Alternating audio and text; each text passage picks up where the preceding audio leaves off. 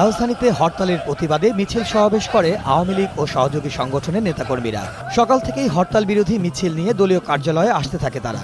বঙ্গবন্ধু এভিনিউয়ে বিক্ষোভ সমাবেশে মহানগর আওয়ামী লীগের সাধারণ সম্পাদক ত্রাণমন্ত্রী মোফাজ্জল হোসেন চৌধুরী মায়া বলেন, বিএনপির ছত্রছায়ায় জামাত শিবিরের আস্ফালন চরমে উঠেছে। এক পুলিশ কর্মকর্তাকে এক জামাত শিবির দেখছেন না টিভিতে আপনারা কিভাবে কামড় দিয়ে ধরে রাখছে। বিএনপি যারা এই ন্যাক্কারজনক কাজ পছন্দ করে না, এরা এখন গোপনে যোগাযোগ রক্ষা করতেছে আওয়ামী লীগে যোগদান করার জন্য। সমাবেশে খাদ্যমন্ত্রী কামরুল ইসলাম বলেন, 7 দফা দিয়ে ব্যর্থতা ঢাকা যাবে না।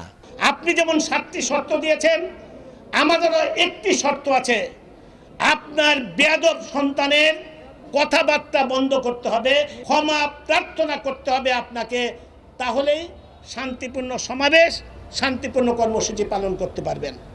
দিলকুশায় আয়োজিত অপর এক সমাবেশে আওয়ামী লীগের যুগ্ম সাধারণ সম্পাদক মাহবুবুল আলম হানিফ বলেন, খালেদা জিয়ার সংবাদ সম্মেলনে ক্ষমতার মোহ ছাড়া জাতির জন্য কোনো দিক নির্দেশনা ছিল না।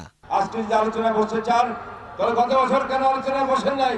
কেন এই নিরীহ মানুষগুলোকে আপনি আপনার সন্ত্রাসী বাহিনী দিয়ে, পেটোয়া বাহিনী দিয়ে আপনি নির্বিচারে তাদেরকে হত্যা করেছিলেন? কেন সরকারি বেসরকারি সম্পত্তি আপনি ধ্বংস করেছিলেন? সেই জবাবটা আগে জাতির কাছে দিন, তারপর আপনি আলোচনার কথা বলুন। মিরাজ মিজু, 21 টেলিভিশন, ঢাকা। আপনার সঙ্গে আলোচনা করার কোনো